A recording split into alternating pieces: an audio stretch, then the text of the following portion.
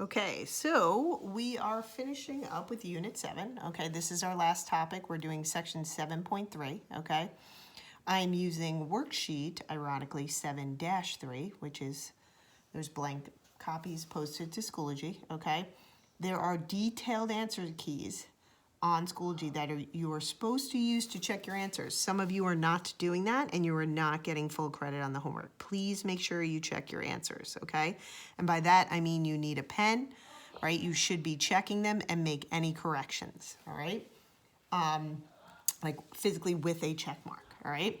So here's the first two, okay? This, if you take a look, these have fractional exponents, okay? So if you remember, this really means a radical, okay?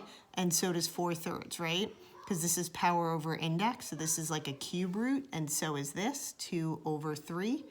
The denominators are index, but we're not gonna have to worry about that. What we're gonna do here, if you see anything, right, that has a fractional exponent like this, okay, so x to some power like this, you're gonna isolate the variable, okay?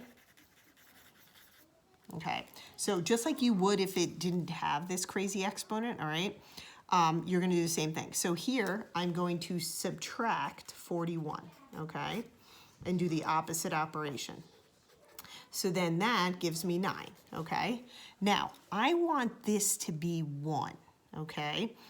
And this, what I mean by this is the exponent, right? Because I want this to just be x to the first power, and that 2/3 is messing everything up, okay? So what you're gonna do when you see a fractional exponent to a variable like x or any other variable, okay? Your second step is going to be you're gonna raise both sides to the reciprocal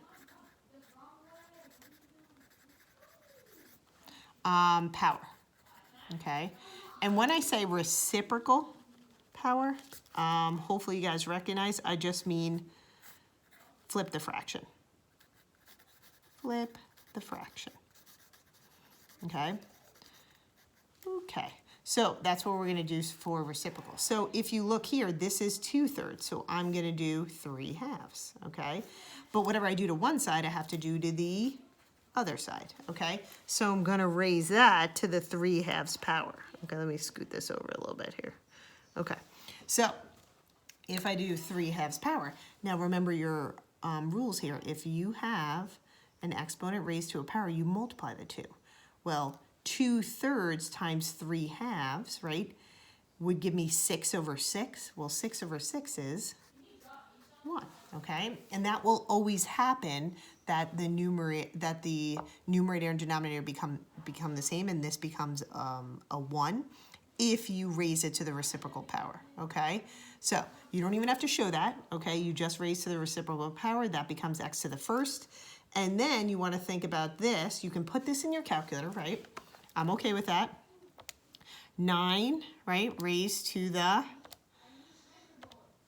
3/2, right? And then you get 27, okay? Now, what your calculator really did there is it did 9, right? Raised to the 3rd power, right? Sorry.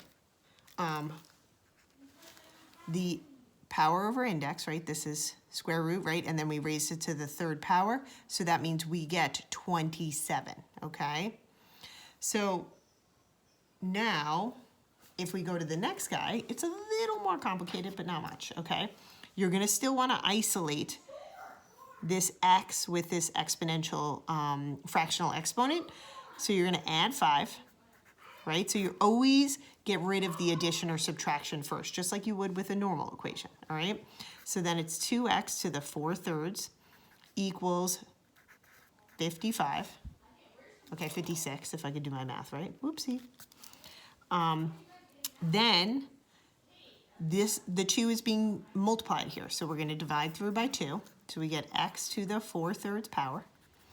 And then that gives us 56 divided by, so it's at 29. Okay, so, and you can use a calculator, so we get 20, if I could do my math right, again, 28, okay? Then I notice this has a fractional exponent, so I'm going to raise each side to the reciprocal power. So 4/3, the reciprocal of that is 3/4. So I'm going to raise this to the 3/4. These always cancel and become 1. So this is x now to the first, or just x. And then 28, this means, right, power over index. And I can tell you right now, there is no nice 4th power of 28. Okay, so this is what your calculator is going to do. You don't have to really write that. You can just put 28 to the, and you need, if you have an older calculator like me, okay, you need to put that in parentheses, the fractional exponent, 3/4 to your calculator, and you get 12 point, and I think I said the nearest 10th here, so this would be 12.2 approximately, okay? So that's your answer, all right? So if, and I think there's maybe 1 or 2 on your homework like this, if it has a fractional exponent, isolate the variable, and then raise both sides to the reciprocal power, okay?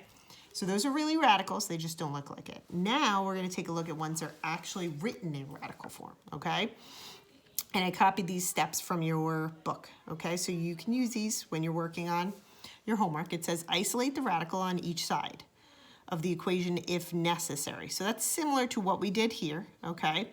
So if I look at this first example, right, I have the cube root of x minus 2 equals 0. So that minus 2 isn't in that radical. So I want to get this radical by itself, so I'm going to do the opposite and add 2. Okay? So now if you look on this left-hand side, everything, any number or variable that I have on that left-hand side is under that radical, so I've isolated it, okay? Then raise each side of the equation to the same power to eliminate the radical, okay? So when they say the same power, what they're saying it is raised to the power of the index. So that means, okay, this is a cube root. The opposite of cube rooting is cubing, okay? So we want to always do the opposite operation. So here it's minus 2, so we added 2, right? Here I have the cube root of x, so I want to get rid of that. So I'm going to do the opposite of cube rooting, which is cubing, okay? But whatever I do to one side, I do to the other side. So therefore, x to the 3rd power cancels the cube root, so it's just x, equals 2 to the 3rd. Well, if you put that on your calculator, that means 2 times 2 times 2, right? Multiply 2 by itself 3 times, and that gives you 8, okay? And that is your answer, all right? Now, if you think about it, you don't have to do this, but if you do a quick little check, this is what you should be thinking, right? Does this make sense? So if I do the cube root of 8 minus 2, do I get 0? Well, the cube root of the cube root of 8 is 2. 2 minus 2 is 0, so we're good, okay? You don't have to do that, okay? This is optional. But you should be kind of thinking, does this make sense, okay? We're always going to check our solutions, all right? I'll be honest with you, I will tell you when you have to check when we take our quiz on this, okay? So I shouldn't really say this is optional. You should be checking, okay? And that comes about because we can have what's called, if you remember in our last unit, extraneous solutions or extra solutions. Because when you raise something to a power, you might create extra solutions or extraneous, all right? So you're gonna always think to yourself, okay, I gotta check, okay? So always check, all right? Now let's look at our next example, all right? So you can hit pause and try these two. I'm gonna do them right now, okay? You can see that I have radical equations. One's just the square root, one's the cube root, okay? But the first step is you're gonna isolate. So I'm gonna add 4. So then the square root of x equals 4. And then I'm gonna raise each side to the 2nd power because that's what the index is here, even though I don't have it written. So I'm gonna square both sides. So x is 16. Then I'm gonna do a quick check, okay? In the original equation, so notice I'm not checking it here, okay? I'm checking it in the original equation. So the square root of 16 minus 4 equals 0. Then the square root of 16, hopefully you know, is 4. 4 minus 4 is 0, and we are good. All right? The next guy, similar idea, except it's a cube root. We're going to minus 3. So then we have the cube root of x equals negative 3. Okay? Then I'm going to raise each power to each side to the same power as the index. So I'm going to cube both sides. Index and the power cancel each other, so I just have x. And then this is negative 3 to the third power. So that means negative 3 times negative 3 times negative 3, which is negative 27, okay? And then we do a quick check, okay? Cube root of negative 27 plus 3 equals 0. The cube root of negative 27 is negative 3 plus 3 equals 0, so we check, okay? So those are pretty simple, okay? They didn't have much going on. This is a little more complicated, all right? We've got to isolate everything that's underneath that radical, okay? So what I want you to think is, let's say this was just a regular old x, right? That's what I'm trying to isolate. So like, let's say it's 3x minus 1 equals 8. If I ask you guys to solve this, which we've been doing for what seems like forever, you would add 1, right, first. So I'm going to do the same thing here. I'm going to add 1, because that 1 is not underneath the radical. It's just a subtraction of 1. So I do the opposite operation,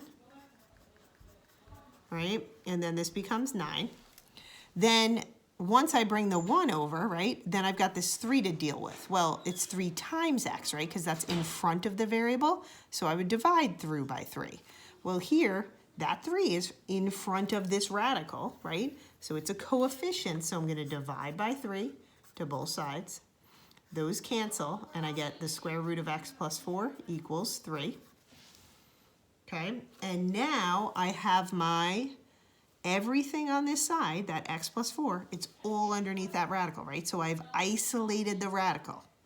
So I'm going to square both sides. That means squaring and square rooting are opposite operations, they cancel. I get x plus 4 equals 9.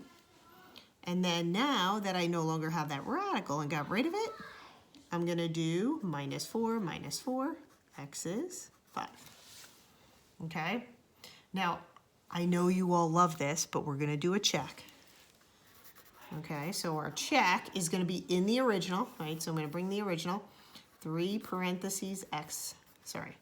radical x plus 4 minus 1 equals 8. So 3 times the square root of 5 plus 4 minus 1 equals 8. So now, this is kind of like a set of parentheses here. You're going to want to simplify the radical. So 3 square root of 9 minus 1 equals 8. Then the square root, right? You're going to take the square root, get that to a regular number. So 3 times 3, square root of 9 is 3, equals 8. So then 3 times 3 is 9. 9 minus 1, 8 equals 8, okay? Now, when you're doing your checks and your homework, do I expect to see all of that work? Not necessarily, but should I see you plugging in, maybe getting to this step and then that step? Yes, okay? So I should not see you go from this to that, okay? There should be at least 1, possibly 2 steps in between there, all right? That's what I'm looking for on your homework. So the question is, do you have to check? You must check, okay? So I feel like I wasn't very clear on the previous page. Make sure you check your equations, okay? So, last part. There's one like this on your homework. Check whether the given value is a solution. So, didn't we just kind of do that here? We checked if x equals 5 was a solution, right? So we found it, and then we checked it. So here, I'm kind of cutting down on the amount of work you're doing, and I'm saying, okay, here's the equation. Just do a check for x equals 16. That's what I'm asking you to do. Like, is that the solution? All right, so you don't have to find it. You just have to check it. So to do our check, I'm going to do the 4th root of 16 plus 3 equals 5. Okay, and then I'm going to go to my calculator, fourth root, right? So remember, on our calculator, right, that's 4 for our index, hit math. Go to number 5, I believe it is. Fourth root of 16 is 2. Okay, you might have known that automatically. So 2 plus 3 equals 5, so 5 equals 5. That is a true statement. If I had gotten anything other than 5 here on the left-hand side, then this would not be a solution, okay? So you're just checking to see that it makes the equation true, just like you did here, all right? So that's true, that checks, so yes. Whoa, that is craziness. Yes, 16 is a solution, okay? And that's radical equations, all right? So next class, what we're going to do is continue solving radical equations. Then we'll practice, and then we have our last quiz for Unit 7, okay? All right, I hope you guys are doing well, and please join me one time on our Zoom if you can, all right? Bye, guys.